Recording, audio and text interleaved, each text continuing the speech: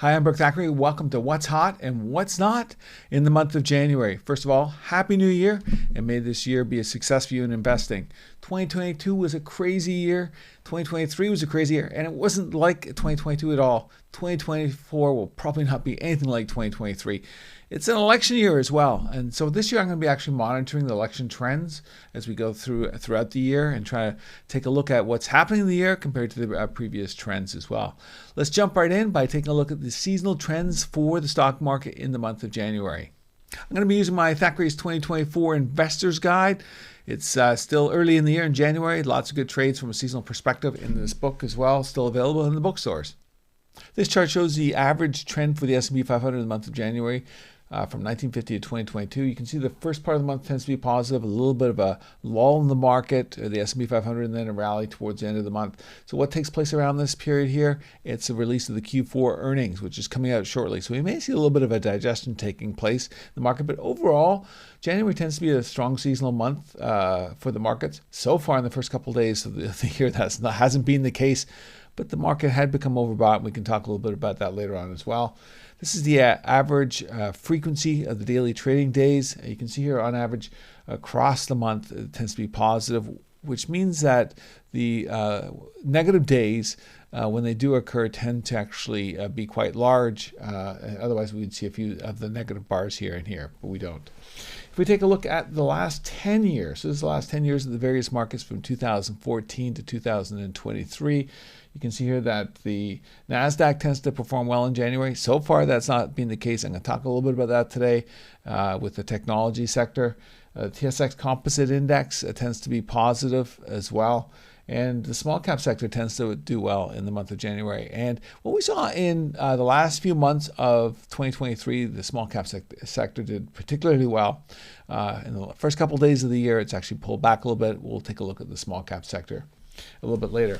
If we take a look at the sectors of the market and the average trend for the sectors relative to the S&P 500, these sectors, the major sectors, actually ranked according to the average gain here. So here's the information technology sector.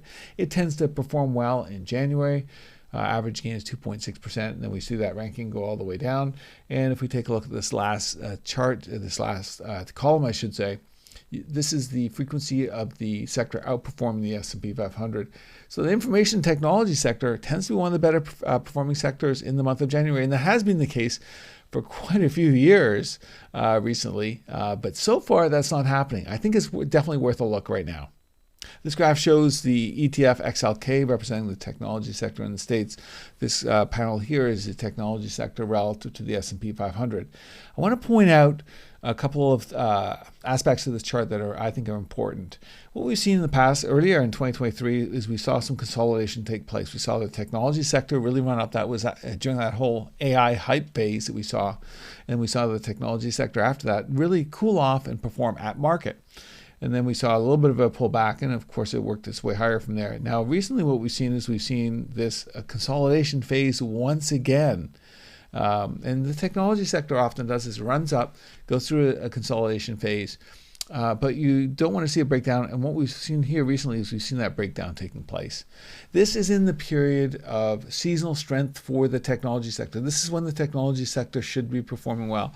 This is indicating that perhaps investors are moving away from the growth sectors of the market. They're a little bit concerned about the market valuation. So in the first couple of days, we've seen the market pull back here a little bit from an overbought position, which can be a natural correction taking place in the market. The market doesn't go up in a straight line.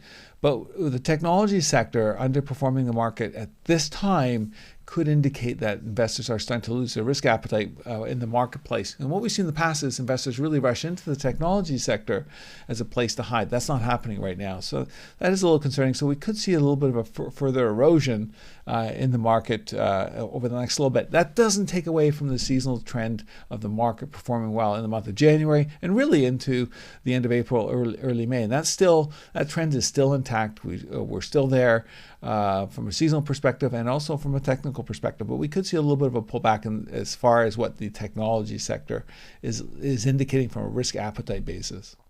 Okay, jumping back to the book here, we can see that consumer discretionary also tends to perform well. It's actually starting to pull back a little bit. It's heavily dominated by Tesla and Amazon. Tesla actually came out with some decent results the other day. It's helped to push that stock higher, but something to watch out for. Healthcare tends to be another performing sector. Look at the energy sector here in January. I want to tell you that on average, from a seasonal perspective, the energy sector tends to perform well from late February into early May. But it can start to perform well in January.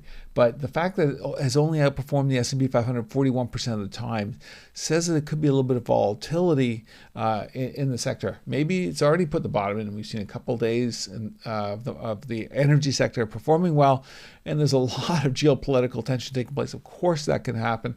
But watch out for the sector. We could see a bottom actually take place earlier than February this year, because the energy sector did underperform relative to the S&P 500 in 2023. Financials, industrials. Look at industrials, only outperforming the S&P 500 32% of the time in this time period.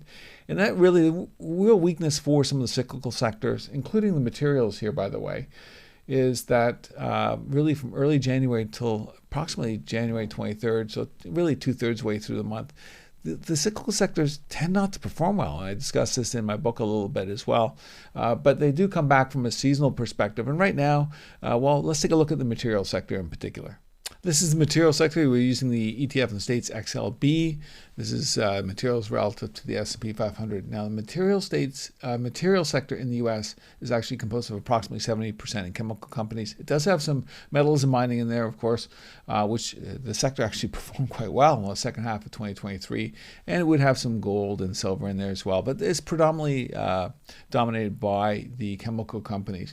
You can see here that in 2023, the last couple of months, the material sector actually did okay. And relative to the S&P 500, it actually outperformed since early November. What we're going to be watching for, well, first of all, we start to see a little bit of a pullback here earlier as far as the RSI goes. So the tops here in the RSI are heading lower, despite price moving up and then moving down a little bit lower on. But while in the month of December, we did see some lower highs here, which is sometimes a precursor to a lower movement for the actual sector as well. Now, the sector tends to not perform well from early January until about 2/3 way through January. It'll just be something interesting to keep an eye on. But even if it does perform poorly in this time period right now, it doesn't take away from a strong seasonal period that starts again later on in later January and into early May. So something to watch out for. We may see a pullback, but I don't think that's necessarily indicative of what the sector could do over the following months. Okay, let's jump down to some of the subsectors of the market. In January, you can see that, transportation tends to perform poorly in the month of January. If we take a look at the sector right now, here we are using the ETF in the States IYT, representing the transportation sector, and this is transportation relative to the S&P 500. Look at the run it had since late October when the market bottomed. The stock market actually bottomed on October the 27th. Which is the close of that day, sets up for the strong seasonal period from October 28th till May 5th. It doesn't always work out that way, but the seasonal trend for this broad 6-month market, including the S&P 500, actually worked quite well this year. What we have seen, though, is we have seen the transportation sector perform quite well. And then recently, in the last couple of days, it's actually pulled back and it's starting to underperform the S&P 500 here when it tends to be a little bit weak.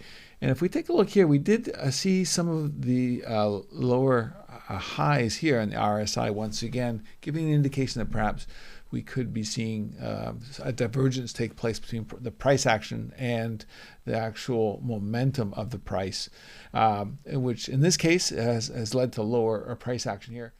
If we take a look at a couple of the other subsectors or parts of the market, you can see here that gold tends to perform relatively well in the month of January. That's really the first half of the month. Silver tends to perform well in the month of January as well. Both of those have pulled back a little bit at the beginning with a lot of concern about the possibility of further rate increases, or perhaps I really should say that perhaps investors are pulling back from their very dovish stance about how many cuts they're expecting in 2024 of the Federal Reserve. If we go all the way down here, we can see the chemical sector tends to be a weak performer. We've already talked about that in the materials sector. The metals and mining sector also tends to be a weak performer. Now that's a cyclical sector, and the cyclical sectors tend to perform poorly in the first part of January. So what I would be looking for is the metals and mining sector to actually show some strength. And when it starts showing some strength, perhaps later on this month, if it does happen, that could be a good indication for the overall market. Let's take a look at the sector, because really the sector was a real stealth sector in 2023. It performed quite well for most of the year. Investors weren't expecting that. So let's take a quick look. Okay, here's the metals and mining sector with using XME in the US, and this is relative to the S&P 500. Look at the performance of the sector relative to the S&P 500 since May. Now, typically, the metals and mining sector doesn't perform like this outside of a strong seasonal period, and we saw that strong performance really until October. A little bit of underperformance, and once again, we saw some strong performance again. This was not on most people's radar, and a lot of that had to do with the price of gold helping the sector along here. So it's going to be interesting to see what happens. We are watching a little bit of a pullback relative to the S&P 500 here at this point. Perhaps we do see that settling down later on in the month and representing a good opportunity again as far as a seasonal opportunity coming up, perhaps later in January. Okay, I want to jump forward a little bit and talk about some of the trades I actually have in my book here. And I'm going to flip through the pages here. Here's Fastenal. Actually, this is a strong seasonal trend that tends to take place from January 17th until May 5th here. And you can see that it's been successful 73% of the time for an average gain of 13.5%. And that's been from 1990. So that's actually quite a strong seasonal trend. Definitely something to watch out for. I'll let you take a look at that on your own. If we take a look and flip the page a little bit here, Hormel Foods, I added Hormel Foods here. Now, this actually doesn't start until February here. February tends to be one of the weaker months of the year, and so we find that some of the defensive sectors can actually start to improve their performance, especially something like Hormel Foods. And you can see here it has a fairly strong seasonal period, at least for Hormel Foods relative to the market. And that's from February into the end of March. I'll let you take a quick look at that yourself. Here's silver. And silver is a strong seasonal period from December the 27th until February the 22nd. So let's take a quick look at silver. In this time period here, it's actually performed quite well. It's actually produced a 5.3% gains, being positive 73% of the time. And it's important to note here that silver actually does perform poorly from mid-April until late June. But let's take a look at where we are right now with silver and the price action. Before we take a look at the price action, I want to show you the monthly chart for silver here. So the bar represents the average gain, and this is from 1984 to 2022. And the cross represents the median, and the triangle represents the S&P 500 average gain. You can see here that on average we see a strong seasonal period for the silver on an average basis and median basis. And the median is also very important. If you have a strong average but you have a weak median, and in fact, well, you can see that here really in March. This is really the case where the average tends to be strong for silver and the median weak. Now, so what does that mean?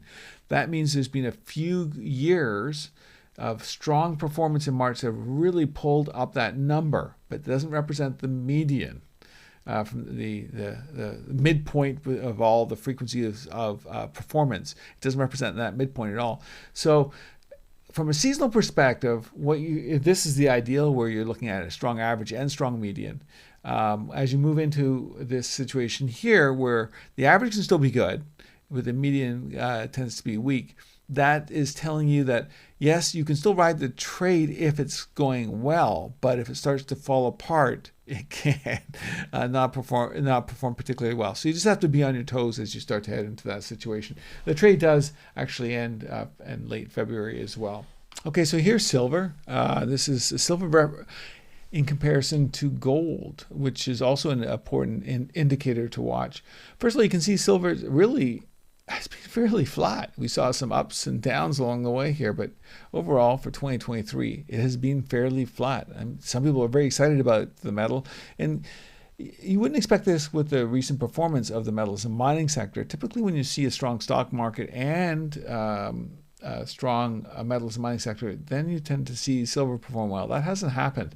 And if we take a look here, for relative to gold, we'd like to see it actually outperforming. That hasn't been the case. Overall, we have seen a lower trend. as well. So silver hasn't been performing quite as well as it should. It did put its bottom in early October, and we have moved higher. Recently, we've pulled back a little bit here. Perhaps silver finishes up its strong seasonal period a little bit early this year. We still have some time to try and make that judgment call, but we're not seeing signs of strength at this time in the sector. Okay, so let's flip the page here. Retail has actually performed quite well in the month of November. Shoppers are tapped out, but they just keep spending.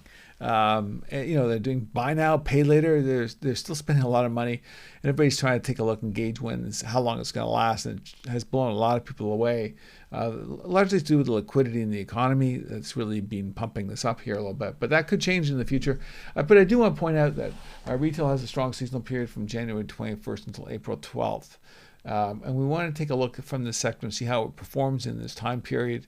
If it's outperforming, that's a good thing. If it starts to underperform, it really could tell you a little bit of the sentiment for consumers themselves. Okay, so let's flip the page here as well. Snap-on has a strong seasonal period from January 24th until May 5th. If you take a look at this success rate, 79% of the time positive, average gain 6.4%. Definitely one to follow. Okay, if we flip the page, we're into the month of February. Just to take a quick peek ahead for February, and I just want to talk about small caps, and I want to talk about the relative rotation between the different sectors as well. Just to let you know, so look what happens in February. All of a sudden, the material sector jumps to the top of the list. If you remember, it was actually at the bottom of the list in the previous month in January. Comes right up here to the top. So you try and judge that is a little bit difficult, but that usually takes place later in the month of January. Energy, although it has a low success rate of outperforming the S&P 500, when it does, it can really be a strong performer. It tends to start a strong seasonal period in this month as well. And we can go down the list here. Consumer discretionary, industrials comes back up again as we enter into the time period where the cyclical sectors perform quite well. Copper is in February. Eastman Chemical, this is I'll talk about this a little bit later on. But here, the seasonal period starts January 28th and runs until May 5th. This is one of the most seasonal stocks I have ever seen. And you can see here that it has a period where it tends not to perform well from May 30th until October 27th. And look at the results. So in the strong seasonal period, average gain of 10.8%, up 79% of the time. In its weak seasonal period, down 5.8% of the time, and only positive 38% of the time. Real contrast. Definitely a stock that I follow as far as indications go as well for the market. I put Pepsi in the book this year in February as well, at the same time. Oil stocks, well, I talked to them a couple times February 25th, but that can start in the month of January. Or it could have actually started in December. We're seeing a lot of volatility in that sector. So there could be some further opportunities there. And then we go into March.